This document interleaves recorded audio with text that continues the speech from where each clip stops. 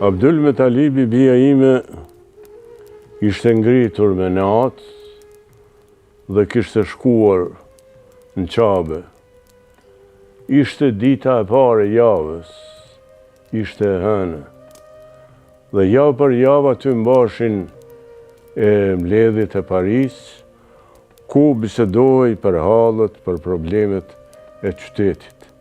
Prandaj ai u ngrit herët dhe vajti atje, që të ishte i përgatitur të bisedonte me Parin rreth hallëve të qytetit. Ndërkohë kishte lindur Eminia Muhamedin.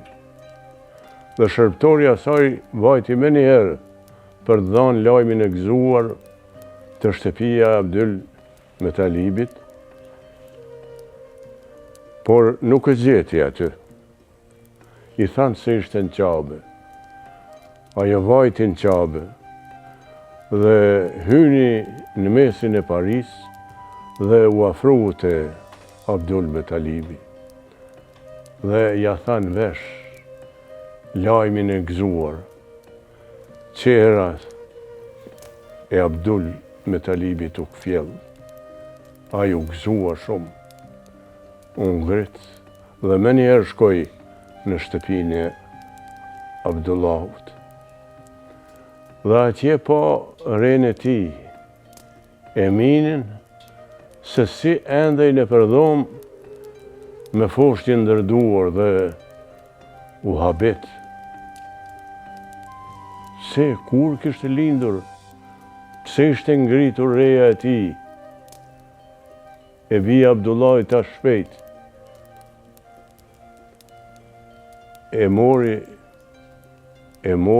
foshtin ndërduar dhe ngriti lartë dhe vurin pas. Mandej ju drejtua Eminës. A e sheo Emine, i tha, se si na ka ndihmuar Zoti. Njëherë na dëshproj se na mori Abdullahun dhe ne u piklum, po pastaj ty të fali këtë djalë, si drita që e pas ke emëruar Muhammed. A e she sa i bukur është? A e she se sa i ngjan të atit Abdullahut? Po t'ishte i mbirë gjallë dhe tashite, sa do të gëzohej.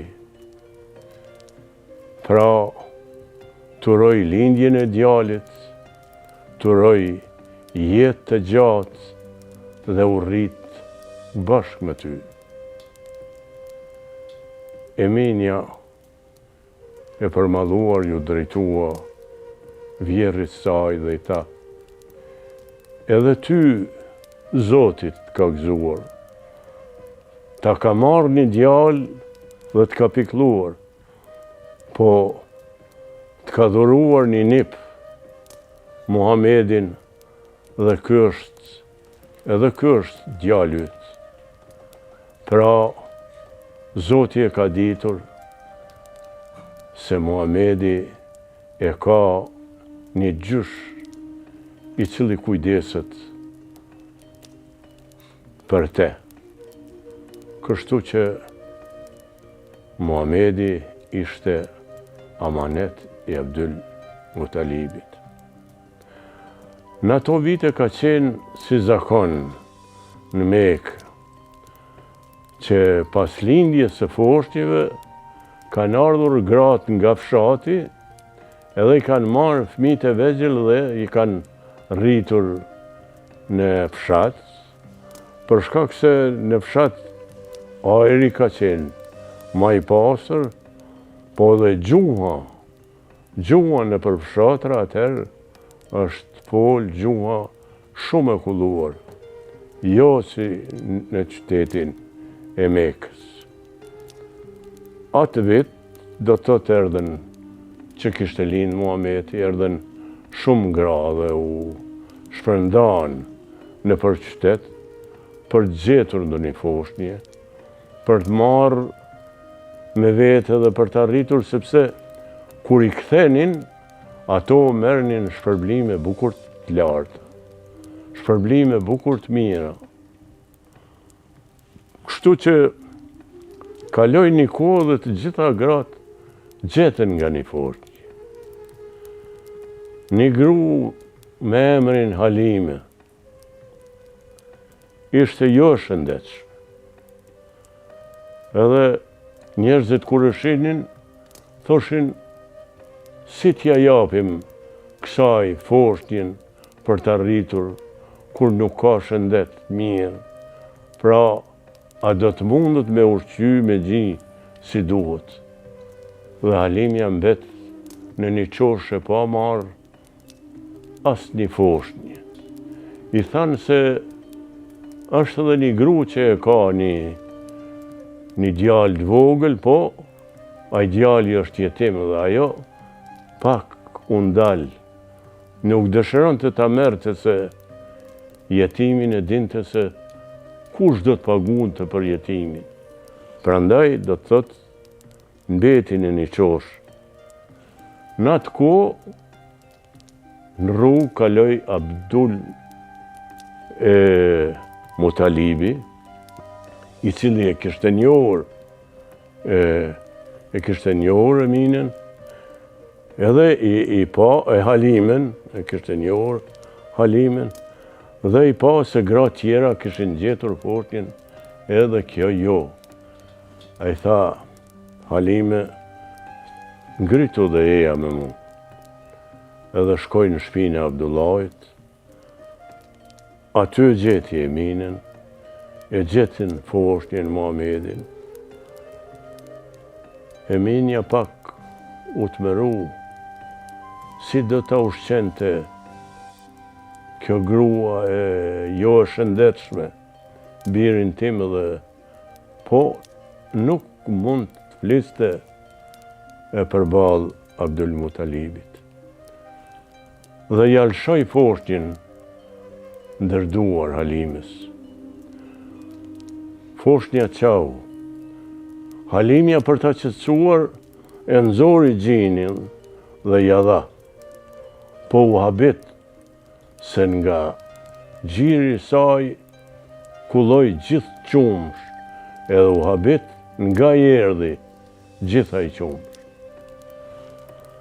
Abdul Mutalibi i tha Halimes, Halime, i vogli është jetim, ritma, dhe kur të arrin që të ecë, të di, të mësoj gjuhën e kulluar të fshatit, unë do t'jap një shpërblim të madh. Po kujdes, e janë ndonjëherë këtu në Mekë se Eminja mërzitet pa të voglin e saj. Kështu, Halimja u gëzua, e mori Muhamedin e vogël dhe u nis të shkoj të shoqët e veta, të cilat ishin bërë gati të ktheshin në fisin e tyne Benu Said në fshat. Atje do të thot ishte klima e mirë, ishte ajri i pastër. Edhe kjo shpresonte se i premtoi, do të kujdesej për Muhamedin ma shumë se për bijtë e saj.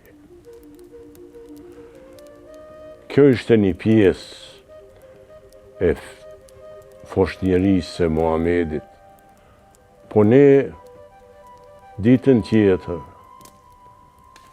në mramje do të vazhdojmë përsëri si ka jetuar Muhamedi i vogël në fshatin e Halimes, në fisin Benu Said.